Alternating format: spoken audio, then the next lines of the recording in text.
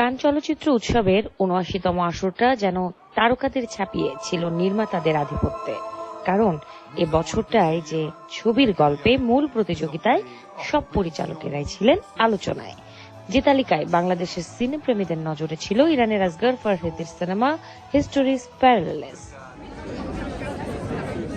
এশিয়ার এই ছবিটি কেড়েছে দর্শক মন। ছবির নির্মাতার দাপটে বিচরণ প্রতিযোগিতাকে দিয়েছে অন্য আমেজ।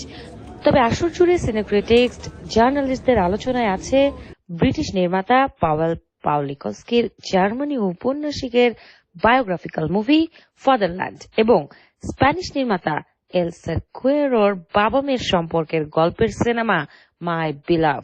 কারো মতে আবার কোরিয়ান নির্মাতারাই নাকি থাকবেন এই আসরে এগিয়ে। मुझे लगता है इस बार कोरिया बहुत ज़्यादा छा गया है, पर सच बोले तो अलग अलग स्टोरीज देखने जाए तो पता नहीं किसको मिलेगा। फ्रांस के भी कुछ अच्छे मूवीज़ है। बिलोवेड अच्छा लगा था, उसके यावियर बारदेम का फिल्म है। कोई लोगों को पसंद नहीं आया, किसी को पसंद आया हो, पर सिंस द जूरी मेंबर जो मेन जूरी है वो भी कोरिया से है, तो क्या पता इस साल कोरिया पाम डॉन लेके जाए। শেষ দিনের আগে এসে অবশ্য ১৭ মিনিটের দর্শক করতালিতে স্পটলাইট গিয়েছে ফ্রেঞ্চ স্প্যানিশ ড্রামা লা বোলা নেগ্রার দিকে। তবে সেখানেও আছে প্রশ্ন, কারণ কানের আসরের বিশেষত্ব আলোচনার বাইরে থাকা সিনেমা জিতে নেয় স্বর্ণপাম। যতগুলো ফিল্ম দেখেছি তার মধ্যে খুব নোটেবল লেগেছে আসগার ফারহাদির প্যারালাল লাইন্স। ইভেন দো অনেক ক্রিটিক্স এটাকে ব্যাশ করছে, but I think they don't understand the gist of the film, যে একটা মানুষের পারসেপশনটা কত বড় পার্ট প্লে করে, যে আপনি যেভাবে একটা মানুষকে দেখছেন সে সেরকম না। আরেকটা বড় কন্টেন্টার হচ্ছে the I think it's called my beloved. It has Javier Bardem in it, and I'm a bit biased towards this actor ever since No Country for Old Men আর কি।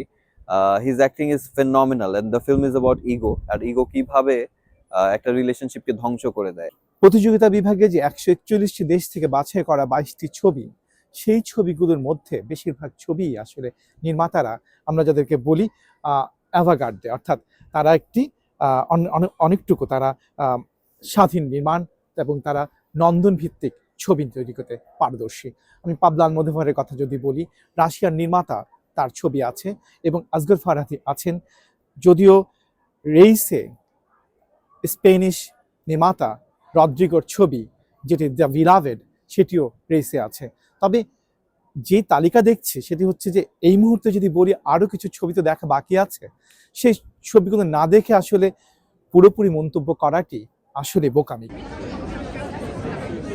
১২ দিনের আয়োজন শেষ হবার অপেক্ষা, সাথে জানার অপেক্ষা কার হাতে উঠছে উৎসবের সর্বোচ্চ সম্মাননা স্বর্ণপাম। বিগত বছরগুলোতে কিছুটা আন্দাজ করা গেলেও ৭৯তম কান চলচ্চিত্র উৎসবে তা যাচ্ছে না, কারণ মূল প্রতিযোগিতায় থাকা সবগুলো ছবি আছে সেরার দৌড়ে।